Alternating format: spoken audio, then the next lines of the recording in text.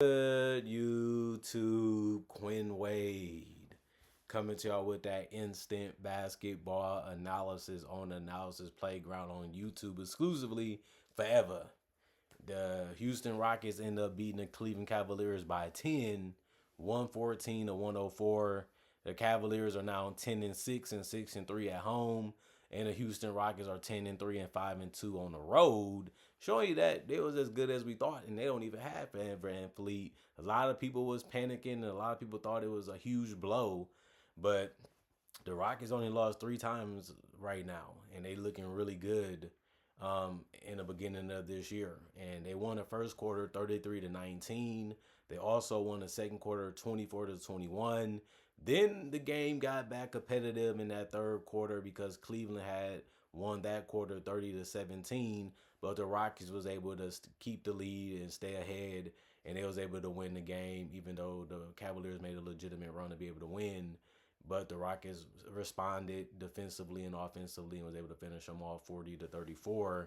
The Rockets did make a lot of mistakes and they did miss a lot of shots and they did settle for a lot of tough ones too in this game that allowed Cleveland to stay within, a good limit to be able to win it. But they just couldn't stop them enough or turn them over enough to where they'll win the game.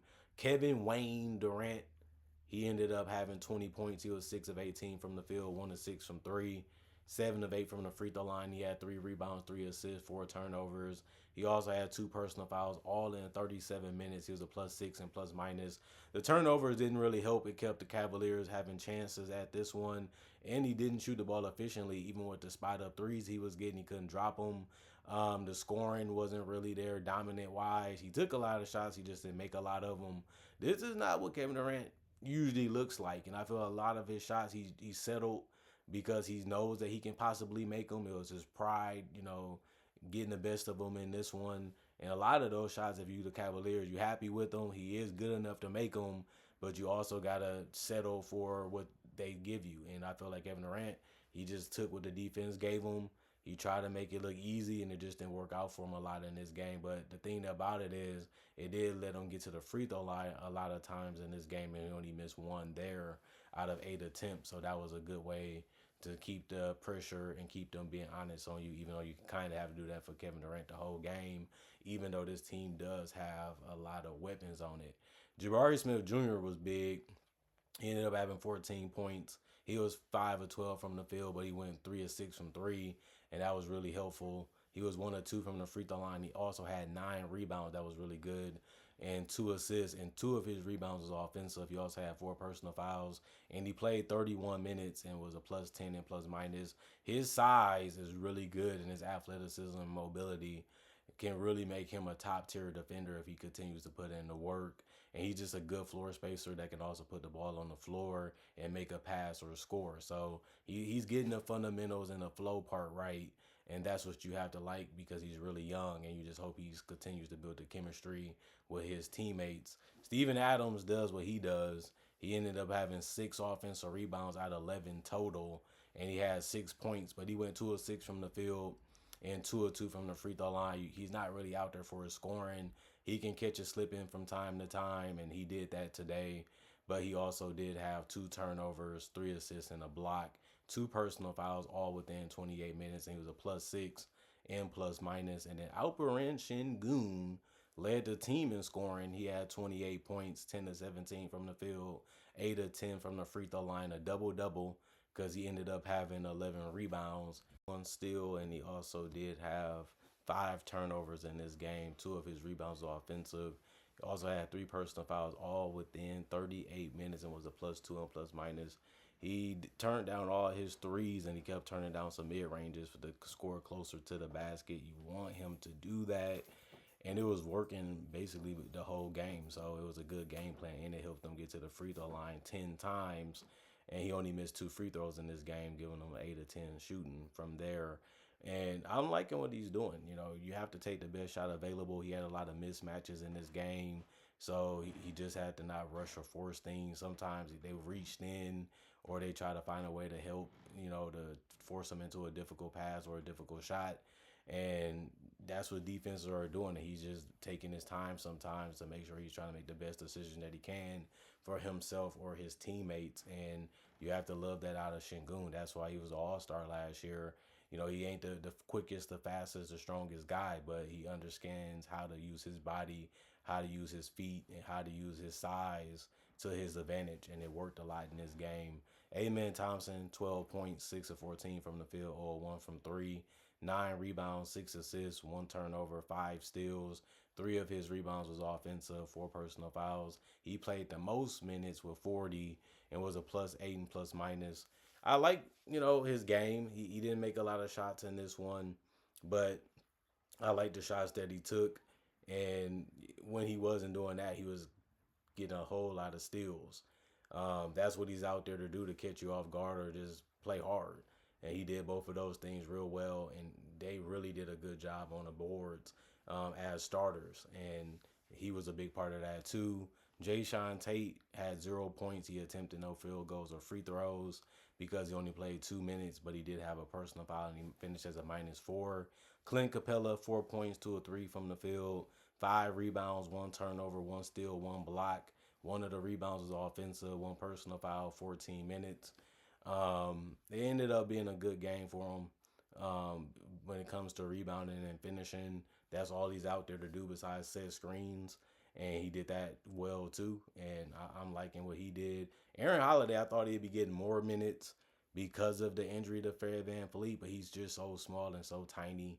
But he can really score and really push the pace if it's needed. And he had 18 points. He was 5 of 7 from the field, 3 of 5 from three, 5 of 5 from the free throw line.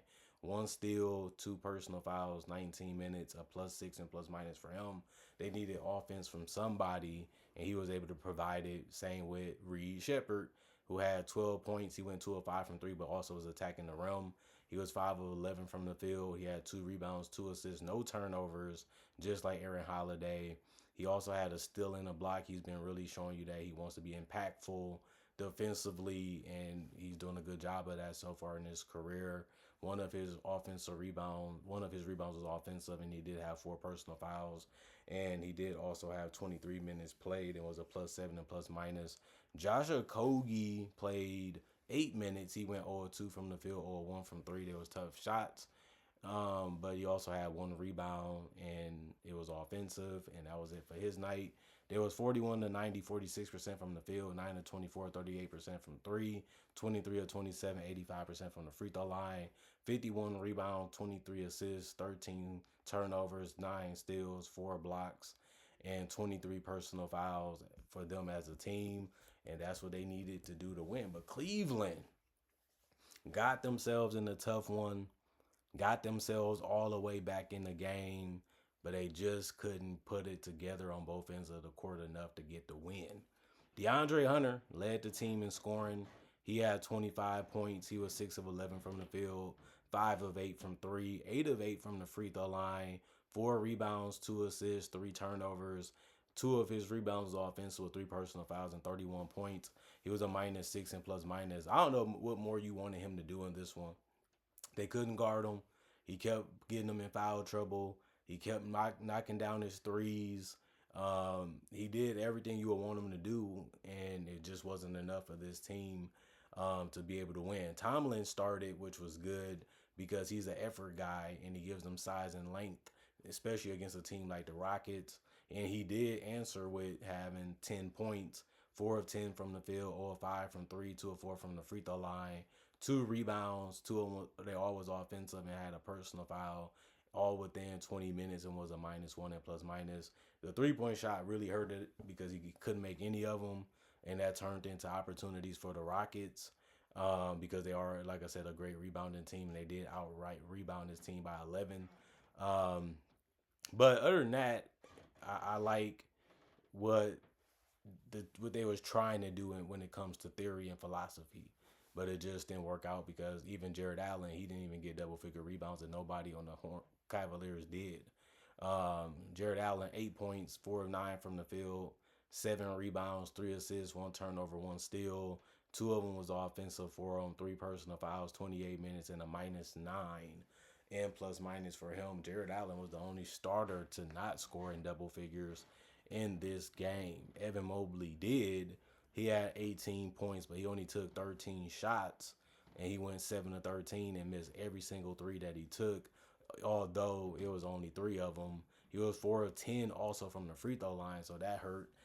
Even in the fourth, 6 rebounds, 3 turnovers. One of his rebounds was offensive, 2 personal fouls, 36 minutes, and a minus 10 and plus minus. And Donovan Mitchell took the most shots on the team with 17 shots, like he normally does. He had 21 points, 8 of 17 from the field, 3 of 9 from three, 2 of 2 from the free throw line, 3 rebounds, 2 assists, 4 turnovers, 2 steals. One of his rebounds was offensive, 2 personal fouls, 34 minutes, and a minus 18 and plus minus for him. Didn't really have a problem with his game. He played like he usually does, do a lot of quick dribbles, forces you to move your feet, make a decision. He blows past you or shoots the spot up three or the pull up three. And he did it, and it was working. It just wasn't enough in this game, and he didn't play make the way that he needed to in this one. In my personal opinion, I think he needed to do a little bit more of that instead of just looking for his shots. Other than that, the bench didn't really give you too much because they played a lot of minutes, is what I was saying in my own head, which is true, but they didn't give you a lot. Dean Wade had 4 points. He went 1 of 5 from the field, 1 of 4 from three, 1 of 4 from the free throw line. But he did give you 7 rebounds, which was good. 3 assists, 2 blocks, and an offensive rebound. 3 personal fouls. He had played 27 minutes. Thomas Bryant didn't score a basket. He took 1 shot in 4 minutes, so it makes sense. But he also had a personal foul and was a minus 1 and plus minus. Lonzo Ball, 7 points, 2 of 8 from the field. It was all 3-point shots, 1 of 2 from the free throw line, 2 rebounds, 2 assists, 1 steal, 1 block, 1 personal foul, 25 minutes, a plus 1 and plus minus. They kept giving him chances to shoot the three. He made 2 of them, but didn't make them at a crazy clip. But it happens at the end of the day. And you just like the fact that he was competing defensively. Craig Porter Jr. had the most points off the bench with 9. He was 4 of 6 from the field, 1 of 2 from three, and had 7 rebounds. And he also had 5 assists and 1 turnover and 2 blocks. A good performance from him. One of his rebounds was offensive. He had 2 personal fouls in 26 minutes. He was a minus 3 and plus minus. You have to love what he brought to the table in this game, and there's nothing really to complain about him. He had a good game. Tyrese Proctor missed his only shot, but went 2 of 2 from the free throw line. So he finished with 2 points, 1 rebound, 3 assists, and he ended up having 10 minutes played and was a minus 3 and plus minus. Larry Nance and Lou Travers didn't play, although they was healthy coach's decision. They was 36 of 81. They took 9 less shots than the Rockets, and they finished with 44% from the field, 12 of 39, 31% from three, 20 of 32, 63% from the free throw line. If they would have made more of their free throws, they would have gave themselves a better chance of winning this. They also got out rebounded. Like I said, they only had 39. They only had 20 assists, which was less than the Rockets. 12 turnovers, which was less than the Rockets by 1. 4 steals and 5 blocks. They also had 18 personal fouls, which was less than the Rockets, but the Rockets ended up making theirs at a way better percentage compared to the Cavaliers, so that really wasn't an advantage because the Cavaliers didn't take advantage of it enough by making majority of them. It happens. Not an easy game. Tough competition going against one of the best teams in the league. One of the best offensive teams in the league. They number 1 in points. So you knew this was going to be a hard one. You knew you had to bring your A game if you was going to come out with the win in this one. Didn't happen for the Cavaliers, but they gave themselves some chances. They gave themselves some opportunity. That's all you can live with. We go out here, compete, give it all we got, do what we can do, and try to switch things up on the fly to give us a good chance of winning. They did that, and they ended up losing it, so just got to go to the next game. The Rockets should be happy, man. Everything looks good. Everything is playing out right. They had some hiccups in this game where the turnovers and the shots wasn't where they needed to be or shouldn't been taken. That's something they got to clean up. That's something they got to figure out. They was playing like a playoff game in this one. Some rocky possessions, some stone possessions, some stagnated possessions. But the Cavaliers found a way to match up with them well, so it wasn't going to be easy for that reason. And the Rockets still was able to figure out how to get this one won. And I feel like they really playing off Kevin Durant and Alperen Şengün real well. Both of them bring what they always brought in their career, and it just works out fit wise because Kevin Durant can hit from mid range or from three, and he can score if you give him the ball without even having to play ran for him because it's called isolation. And he's a master at that, and it worked in his game. And both of these guys draw so much attention that guys are going to get open. It's just about them making the right just play or just knocking down the shot. And the Cavaliers just couldn't stop them enough. They couldn't make them uncomfortable enough, to be able to win in the fourth quarter, especially. And that was their downfall and why they ended up losing this one. Other than that, comment, like, subscribe, share it, the notification bell to get the analysis when it first come out. I also do conversation videos just like this about various other NBA topics. I also do breakdowns of real footage of legends, current legends, rookies, and also future stars.